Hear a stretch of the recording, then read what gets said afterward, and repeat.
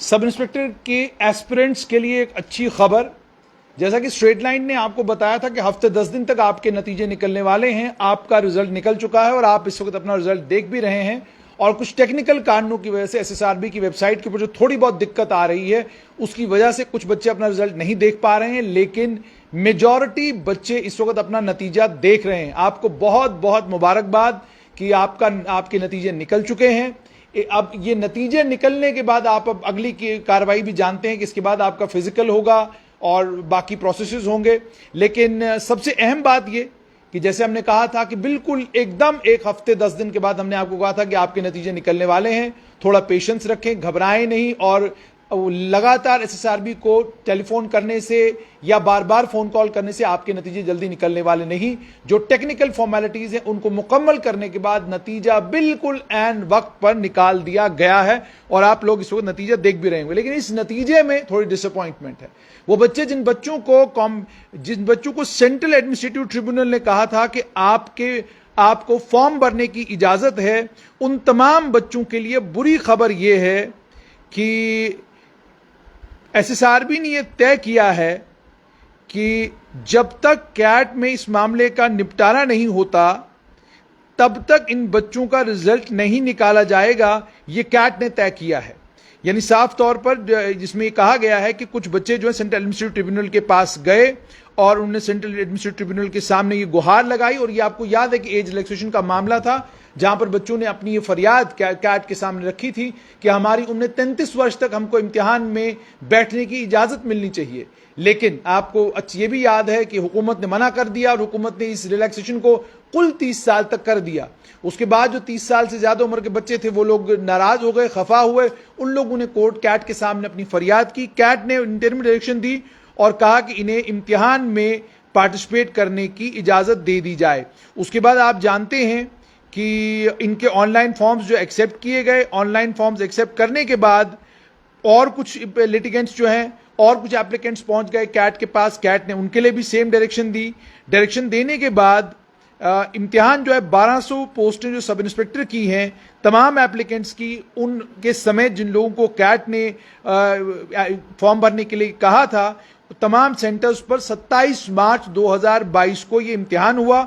उसके बाद tentative answer की जो है 27 मार्च 2022 को ही एकदम टेंटेटिव आंसर की जो है वो पब्लिक कर दी गई। और उसके बाद बच्चों से कहा गया कि अगर इस टेंटेटिव की को लेकर आपकी कोई शिकायत हैं तो आप 28 से 31 मार्च के बीच में जो है डॉक्यूमेंट्री एविडेंस पेश कर सकते हैं। एसआरबी ने यह कहा है कि 5490 रिप्रेजेंटेशंस उनको मिली 120 यूनिक क्वेश्चंस को लेकर।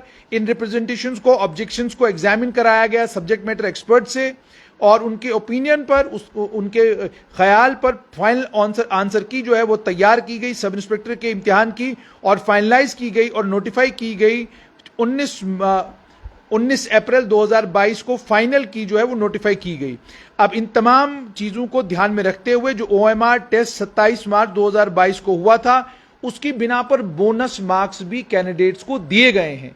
यानी बोनस मार्क्स आपको मिले हैं जिस क्वेश्चन के लिए आपने ये कहा कि ये इसका आंसर गलत है, इसका आंसर सही नहीं है, उसके लिए आपको बोनस मार्क्स दिए गए हैं।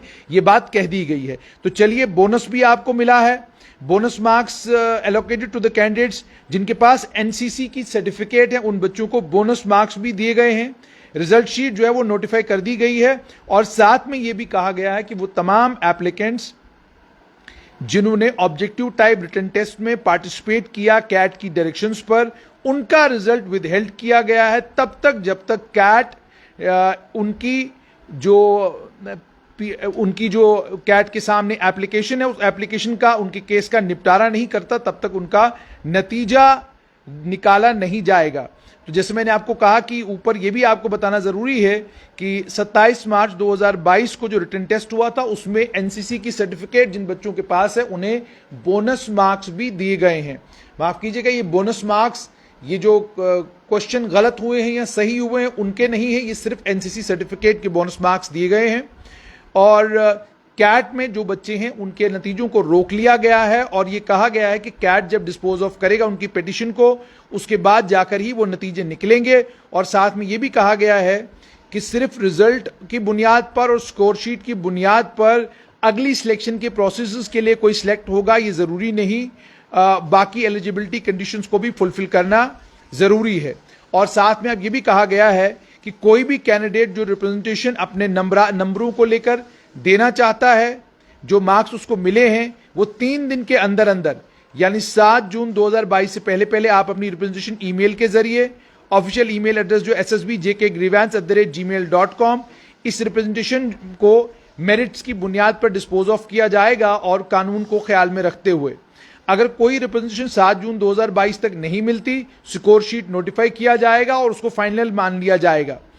अच्छा, उसके बाद रिकॉर्ड में बाद में रिकॉर्ड के अंदर बदलाव करने का, करेक्शन करने की पूरी ताकत बोर्ड रखता है।